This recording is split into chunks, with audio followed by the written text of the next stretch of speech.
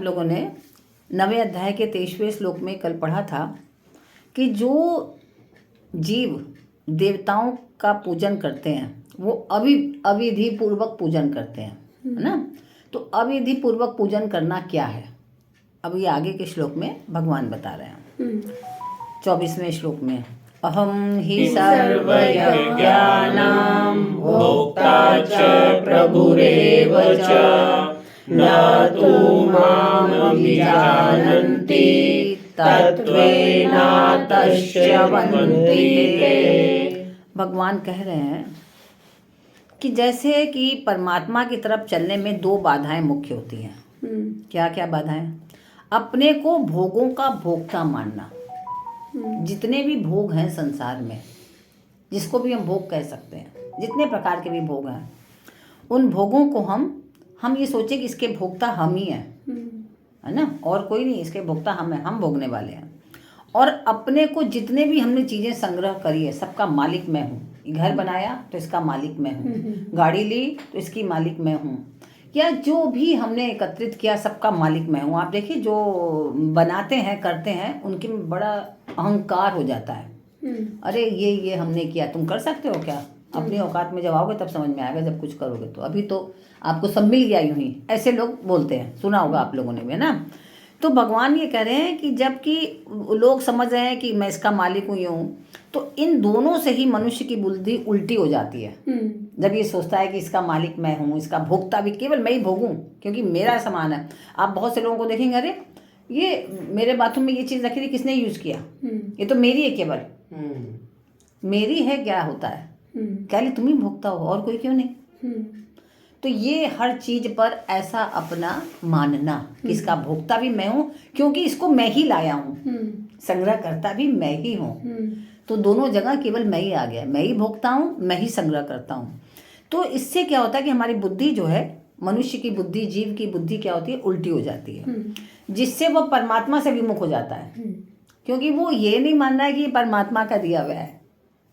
अगर ये समझ ले कि परमात्मा का दिया हुआ है तो उसकी बुद्धि सही चलेगी। अभी वो क्या मानना है, मेरा है, मैं लाया हूँ, ये अपने लिए लाया हूँ, तो तुमने छुआ क्यों? एक लड़ाई का कारण परिवार में यही हो जाएगा, इगोइस्टिक जिसको, हाँ, हर समय घर में कि ये क्यों मेरी चीज़ों को छूता है। तो ये भाव गलत है, ये सोच गलत है। जब यह जीव भोग और ऐश्वर्य में लग जाता है, केवल हम भोग रहे हैं और ऐश्वर्य में लगे हुए हैं, अर्थात अपने को भोगों का भोक्ता और संग्रह का मालिक मानकर क्या होता है, उसका दास बन जाता है। हम उसके मालिक नहीं वास्तव में बनते, हम वास्तव में उसके दास बन जाते हैं। क्यों? क्योंकि हमें हर समय वो चाहिए, फिर हम उसके उस चीज़ के बिना जिसका हमने संग्रह किया है ना, हम उसके बिना रह नहीं पाएंगे। आप देखो जो लोग बहुत साधनों के मध्य में रहते हैं ना, वो कहीं भी जाएंगे, अरे भाई मेरे को वहाँ पे सुविधा नहीं मिलती, कंफर्ट्स नहीं मिलते, हाँ, इसलिए हम नहीं जाएंगे। आपके घर जाएंगे तो आपके घर में एसी है, आपके बाथरूम में गीजर लगा हुआ है, आपके घर में डल्लब का गद्दा है पलंग पर, तो यानी कि जब सब सुविधाओं के आप दास बन गए, अब आप ऐसे नहीं कि कहीं भी जाके आराम से मुक्त होके आराम से संसार में रह रहे हैं, कहीं भी गए, तो वो उसने क्या किया, उन सब चीज़ों ने आपको बांध दिया, अपना दास बना दिया। वो आपके दास नहीं है, अब आप उन चीज़ों के दास बन गए, है ना। तो ये फर्क पड़ जाता।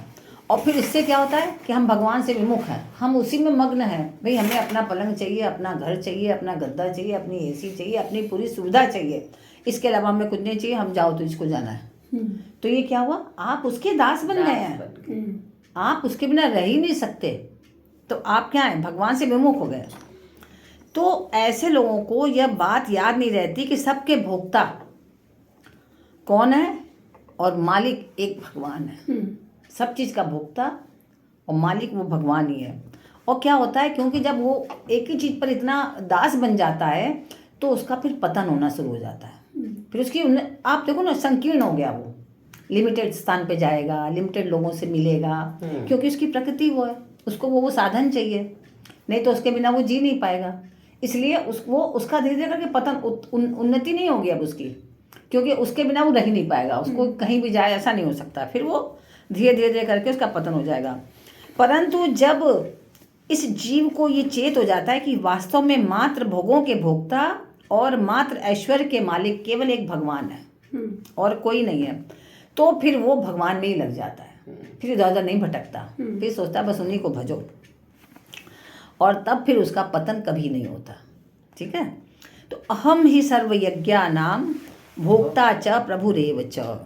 जो शास्त्र की आज्ञा के अनुसार हम जो यज्ञ कर रहे हैं, दान कर रहे हैं, तप, तीर्थ, व्रत आदि जितने भी शुभ कार्य कर रहे हैं, तथा अपने वर्ण और आश्रम के अनुसार, वर्ण अलग अलग जाति ना, ब्राह्मण का ये धर्म है, क्षत्रिय का ये धर्म है, वैश्य का ये, तो अपने अपने वर्ण और आश्रम के अनुसार, अपनी मर्यादा के अनुसार, कि हमारे यहाँ की क्या मर्यादा, बोलते हैं ना हमारे यहाँ की ये मर्यादा ऐसा ही होगा, अपनी मर्यादा के अनुसार जितने व्यवहारिक और शारीरिक कर्तव्य कर्म करते हैं, जितने भी ढंग के, उन सब कर्मों का भोक्ता अर्थात फल भागी केवल मैं हूँ।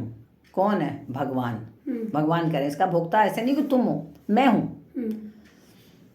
तो कारण कि वेदों और शास्त्रों में, पुराणों में, स्मृति ग्रंथों में प्राणियों के लिए शुभ कर्मों का जो विधान है वो सब मेरा ही बनाया हुआ है। अगर आप देखिए, आप हर हवन करने का, यज्ञ करने का एक नियम है। अगर आपको ये हवन करना है, आपको अगर अपनी भूमि पूजन कर रहे हैं और आप उसके लिए गृह प्रवेश के लिए यज्ञ कर रहे हैं, उसके लिए हवन कुंड अलग स्टाइल का बनेगा। आपने अगर नवचंडी या शतचंडी का हवन किया तो उसके लिए हवन कुंड की पूरी वो है विधान, इतना इंच और इतना ये और इतना ये इतना, उसके लिए शाकल्य अलग तरह का होना चाहिए, समिधा अलग तरह की होनी चाहिए, हवन कुंड ऐसा होना चाहिए, इस तरह का वेद का विद्वान होना चाहिए, पूरे नियम है हर चीज़ के। और अगर आपने वो नियम पूरे नहीं किए तो आपको उसका फल पूरा नहीं मिलेगा। तो आप इतने नियमों से बंधे हुए हैं ना, बिना नियम पूरा किए आप नहीं कर सकते। जो शास्त्रों में कहा गया है कि ये आपको चीज़ें चढ़ानी है भगवान की, इस पूजा, जैसे लक्ष्मी जी की पूजा के लिए कहा जाता है कमल का फूल आप चढ़ाओ, आप उनको खीर भोग लगाओ, आप उनको गंध, सुगंधित चीज़ें, पुष्प जो चढ़ाइए बिल्कुल सुगंधित होने चाहिए, है ना। ऐसे काले ऐसे फूल नहीं चढ़ाने, इनको खुशबूदार, खूबसूरत ऐसे वस्त्र बने। तो हर चीज़ का एक नियम है, उन नियमों का आपको पालन करना पड़ेगा। और फिर जो आपने सकाम कर्म कर रहे हैं, आपने कुछ प्राप्त करने के लिए कर रहे हैं ना, कि हमें ये चाहिए। जैसे ज़्यादातर व्यापारी जो है सतचंडी महायज्ञ कराते हैं कि हमारे व्यापार में जितनी भी बाधाएं दूर हो जाएं और व्यापार के जितने भी शत्रु हैं सबका नाश हो और हमारा कार्य उत्तम तरह से चले। तो वो आकांक्षा से कराते हैं, सकाम हवन यज्ञ कराते हैं वो, तो उसके हिसाब से फिर उनका फल मिलता है। तो फल की भी तो एक सीमा है, उसकी भी तो आयु है। आपने कर्म किया, सकाम कर्म किया, पहले तो आपको उन शास्त्रोक्त नियमों का पालन करना है और फिर वैसा ही संकल्प लेना है उसी ढंग से। और अगर आपने वो नियम नहीं पालन किया, वैसे संकल्प नहीं लिया, आपने वैसे शुद्ध मंत्रोच्चारण नहीं किया, तो आपको फल भी नहीं मिलेगा। पैसा तो खर्चा हो जाएगा, फल भी नहीं मिलेगा। आपकी त्रुटि नहीं है, लेकिन आपके चयन करने की त्रुटि है। आपने जो विद्वान चयन किया, अगर वो व्यक्ति सही नहीं है बोलने वाला, तो आपको उसका फल भी सही नहीं मिलेगा। तो आप समझिए इसमें कितनी बाधाएं हैं। जो उसमें कुंड बनाने का सिस्टम है, आपने वैसे नहीं बनाया तो भी फल की कमी हो जाएगी। आपने मंत्र सही नहीं बताया तो भी हो जाएगा। आपने जो संविधा चढ़ानी, जो उसमें साकल्य लिखी हुई, जो आपको चढ़ाना है, वो आपने सामग्री नहीं रखी, तो भी आपको फल पूरा नहीं मिलेगा। तो बाधाएं तो बहुत सारी है ना उसमें, उन नियमों में, ऐसे नहीं आपको मिल जाएगा। तो भगवान क्या कह रहे हैं कि सब का सब मेरा ही बनाया हुआ है और मेरे को देने के लिए ही बनाया हुआ है, जिससे